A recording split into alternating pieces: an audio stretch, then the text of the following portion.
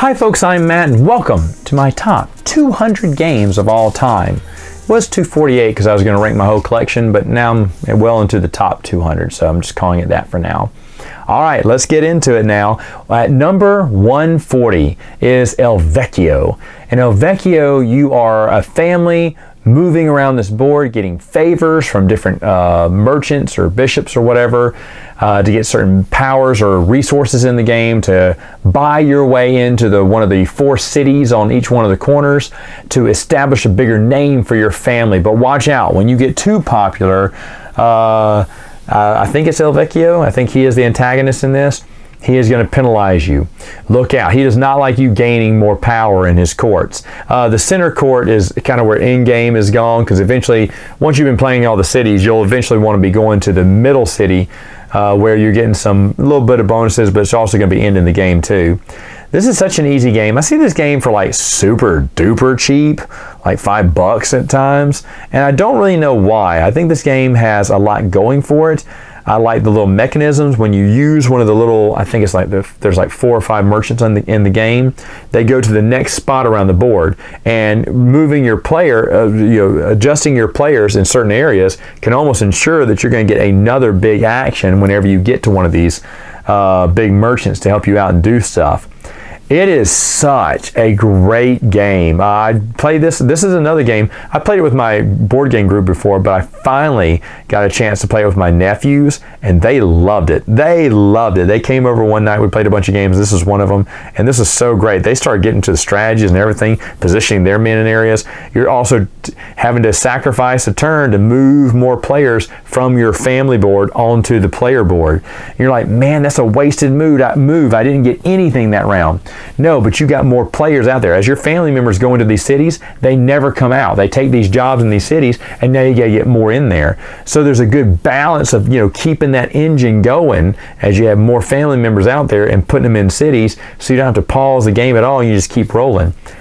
Great game, great game. That's why it's on my list at 140. At number 139 is a heavy Euro game.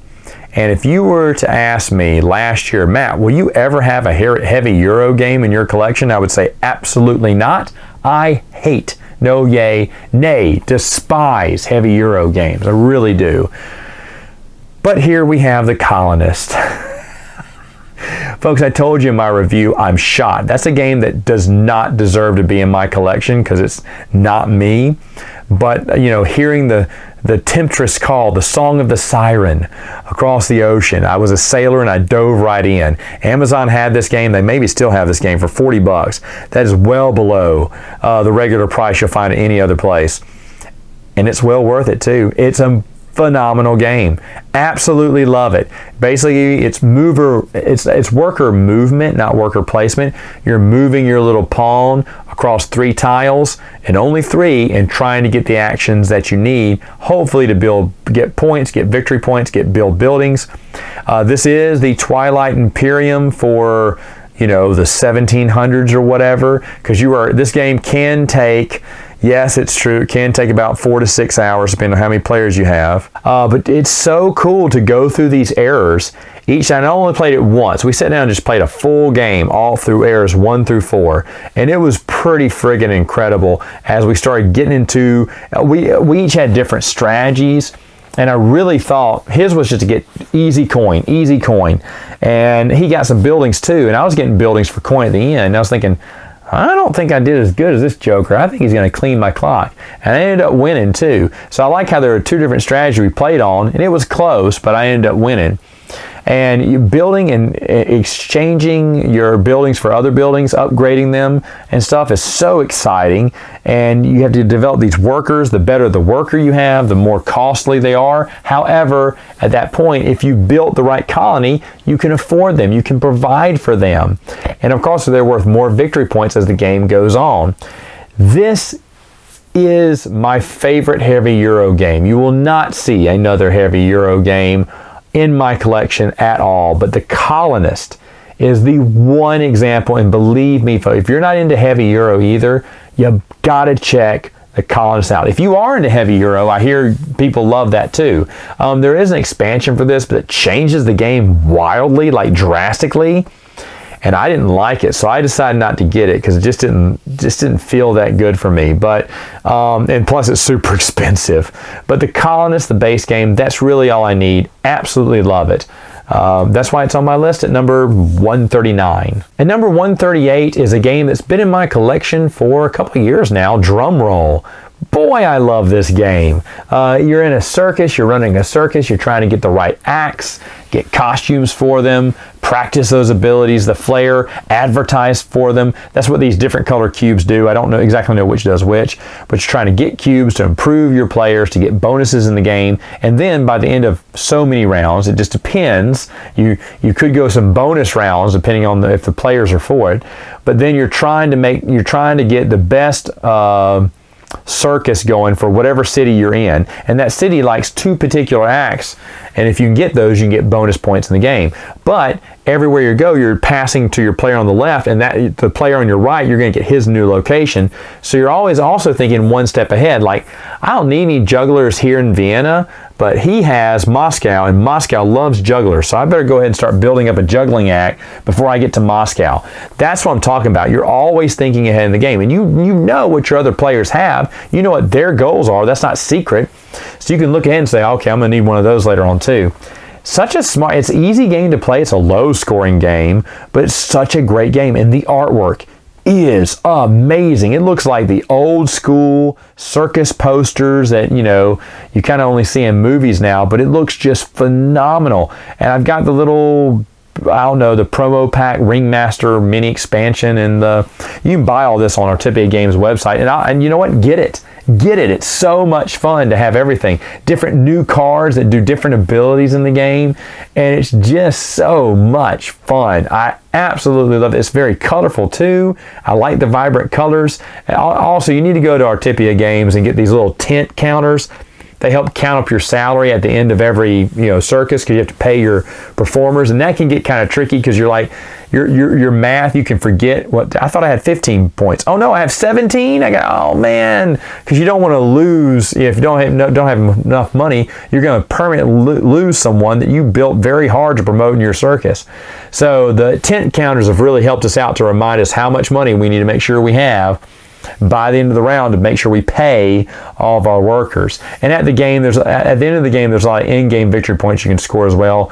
But this is another game you can get for super cheap. And if you like the circus, hey, this game is for you. Folks, I love tea. So therefore, it's no surprise that number 137 is a tea-themed game called Ceylon. Ceylon is phenomenal. Looks beautiful on the board. You're basically moving around different areas, planting fields, harvesting from those fields, getting in good with the dictators who run those countries or little areas. And you're also, I should say, of course, trying to score points, trying to make deliveries and everything. Now, how you do this is you have these 2 cards that are divided into 2 actions. And if you don't want to do any of those actions, there's an action in the middle that you can actually do. It's kind of small, but sometimes necessary. However you play that card matters. If you're going to play it upside down or right side up, because you get to take whatever that top image is at the top, and then the bottom image is what every other player gets to do too.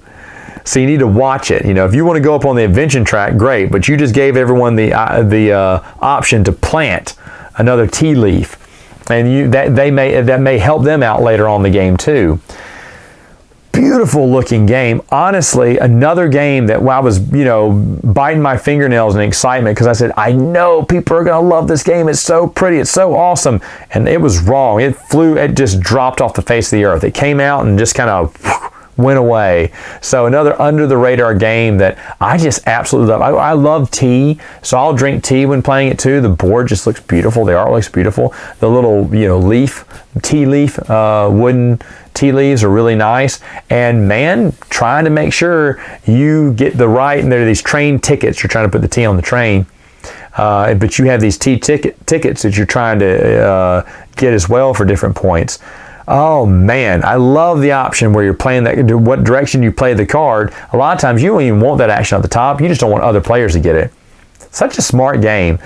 So if you like tea or you like that type of theme, go ahead and check this one out. Actually, I'm saying this about all my games. Check all my games out. Number 136 is a new game added to my list, and if you had told me I'd have got one based off this theme, I'd have laughed at you. But Kolhika, I think is what it's called. Kolhika. Wow, a Polish game where you are waiting in line. That is all you're doing. And then you're playing cards to fight your way or maneuver your way or manipulate your way to the front of that line to maybe get one item you need on your list.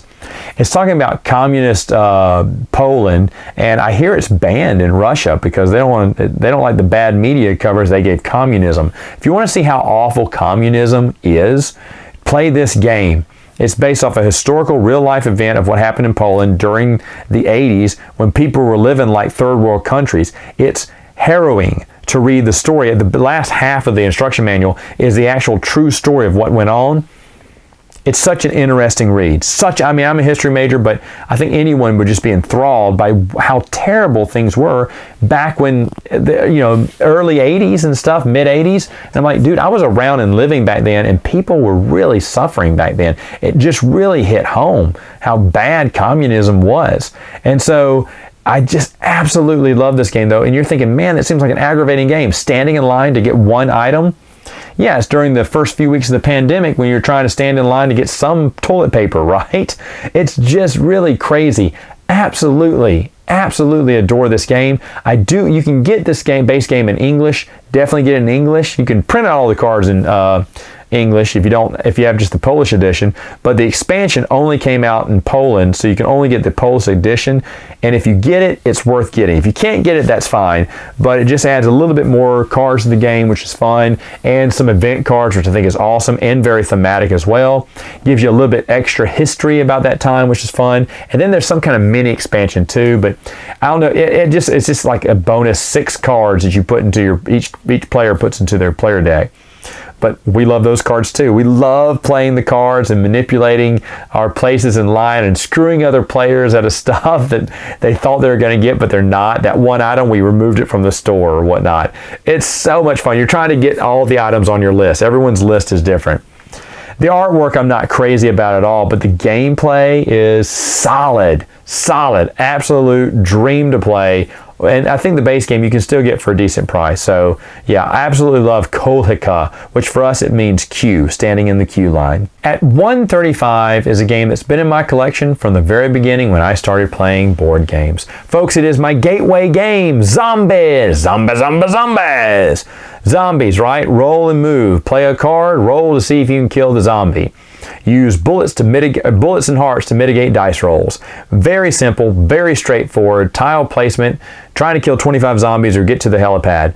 I could play this game with my eyes closed at this point because this game has gotten a billion plays. It was one of the games that up until just a few years ago used to get played every weekend at my house. Every weekend we played Zombies with some type of expansion.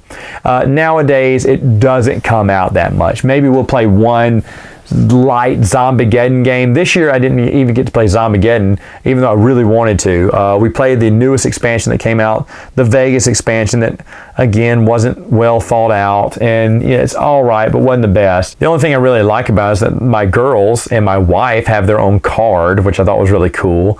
So that was really nice. But other than that, Zombies as a whole is just a fun game. It's very simple. It's not a brain burner. It kind of underwhelms certain people, which I know is why they don't have it on their list. But for me, it has a billion expansions. It kind of mocks fun of all the movies of the undead, and it has limitless. I could really think of I think now it's on number 16, the 16th expansion, and I could really think of 100 for these because there's so many ideas and things you could do, cool things you could do to change the game up a little bit. Some expansions are better than others, but it's just such a great game. I include humans in this too, even though I haven't played humans in a couple of years now. Or medieval. That's another one I include in this. I include a lot of these. Anything that can be combined with zombies, like Cthulhu, which is a tough game. Haven't played that in 2 years, I know. And then what was the other one? The Martian one, which I played last year, but not this year. I think I only played zombies this year. But It's so much fun. Whichever one you get, it's just great fun. It's simple, stupid, laid back fun. If they do another expansion, I'm going to kickstart it. I'm going to buy it if they just bring it out, just because I love this game. Now, I'd love to have the big collector's box, just an empty box to put all my expansions in. I really love that. But this game just keeps coming. I mean, like I said, I bought Jupiter Rescue just so I could get a promo for this game because I just love it. And whenever it comes out, some of my old school gamers, my new school hasn't played it that much, but my old school gamers get excited because it reminds them of the good old days when we were just getting into board games and Zombies was the only game we would play. But I mean, like I said, this game used to be in my top 10 way back in the day when I didn't have that many games in my collection. I don't know if it'll ever crack the top 100. I'd like to think if I did a Zombiegeddon one year that it would crack the top 100. And the Zombiegeddon, I came this close to getting it put together and it fell through at the last minute. And I don't know, maybe during Christmas vacation, I may be able to get it out. That's kind of on the back burner there. Who wants to play zombies during Christmas? Me. But if I can do a Zombiegeddon again, that would be a lot of fun. But this to me is a great game. And plus, yes, great memories because it is the gateway game, the game that brought me in to all of this. Maybe I shouldn't thank it. At number 134 is another new game added to my collection, and it is a Queen game.